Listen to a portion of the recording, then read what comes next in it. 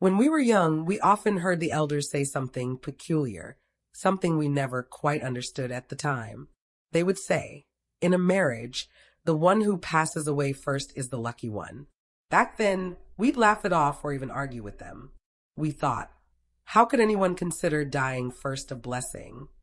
But as the years rolled by and the seasons of life changed, we started to see the world through different eyes, weathered eyes, softer eyes. Now, as a 63-year-old woman who has lived through love, loss, and loneliness, I finally understand the painful wisdom behind those words. A partner lost and a lesson learned. My name is Margaret Hill. I'm 63 years old, retired for a few years now, living alone in a quiet suburb outside of Seattle. I have a monthly pension of $3,400 and a daughter named Emily, who's married with 2 young children of her own. My husband, Daniel, passed away 3 years ago. We were married for over 35 years. He was my best friend, my other half, the person who shared my mornings, my jokes, and even my silences. And when he died, a part of me left too. He was just shy of retirement. We had big plans, road trips down the Pacific Coast Highway, photography classes together, jazz concerts at the park, tea on the porch while watching the golden hues of sunset. We were going to grow old the way we dreamed, gently and together. But fate had another plan. Daniel passed after a 3-month battle with pancreatic cancer. It was brutal and fast. And in those final days, he held my hand and whispered, "I'm the lucky one, Maggie. I got to love you. I just wish I could stay longer." I tried to be strong, but I cried. Oh, how I cried. And now, in my quiet house, I still cry. Why the first to leave has the blessing?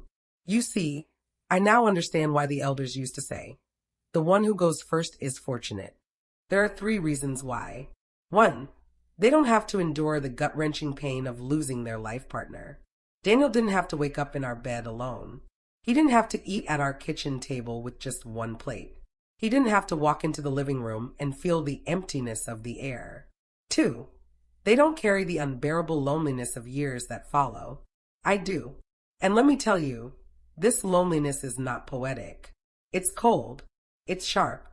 It shows up at night, in your dreams, or when you're putting away laundry and come across one of his old t-shirts.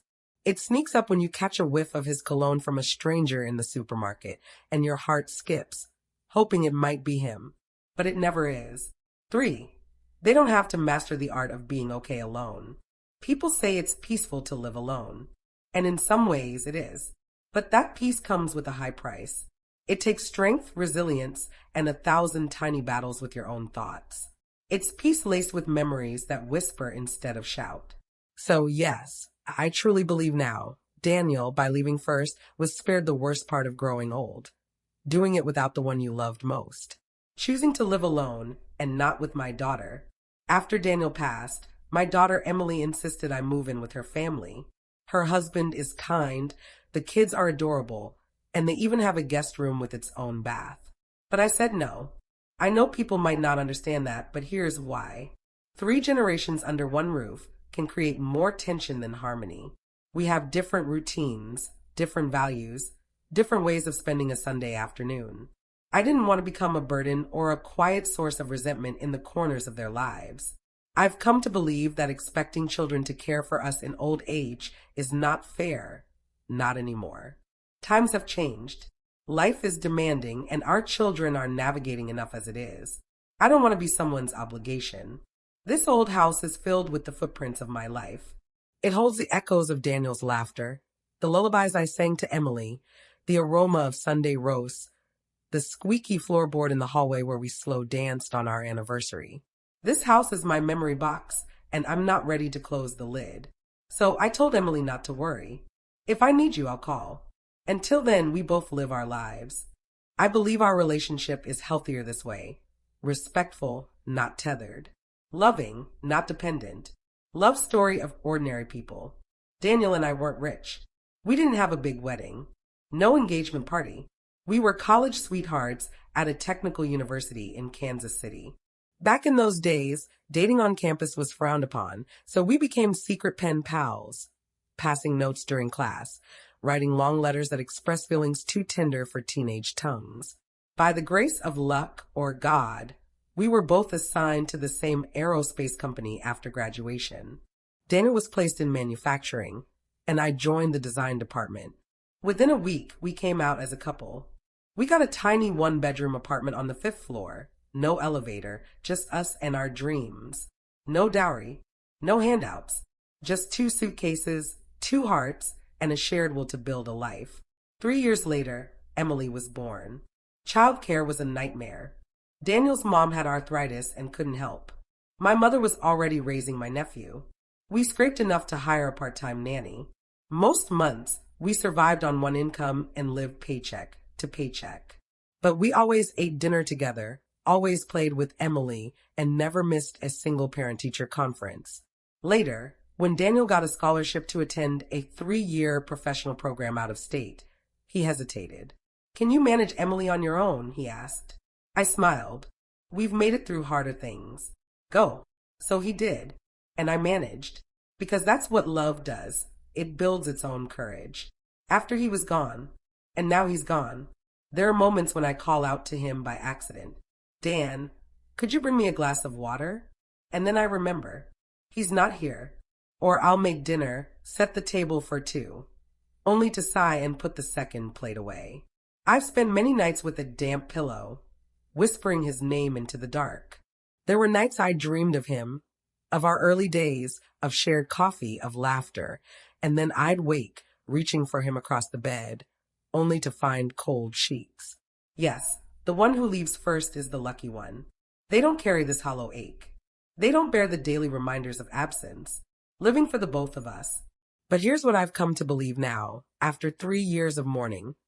Those of us who are still here must live, not just for ourselves, but for the ones we lost.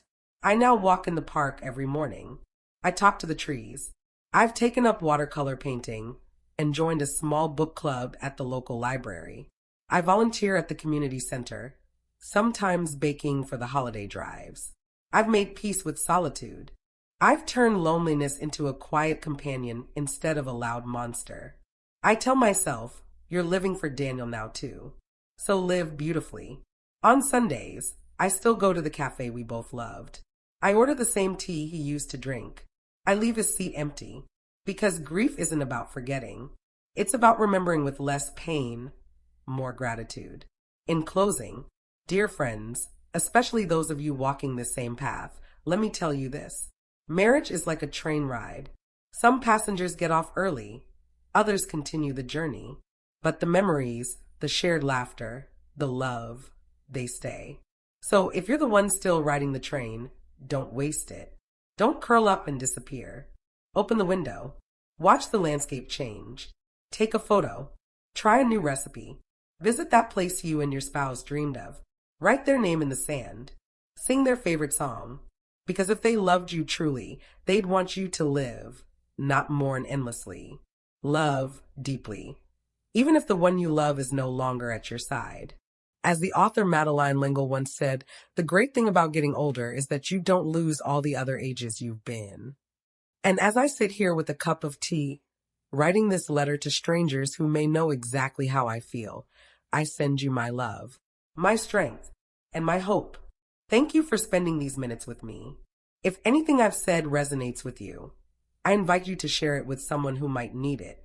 Subscribe if you'd like more stories like this, because together we are not alone. Until next time, let's grow, let's heal, let's keep walking slowly, beautifully, tenderly. Even if we walk alone, we'll meet again in the next story. Take care.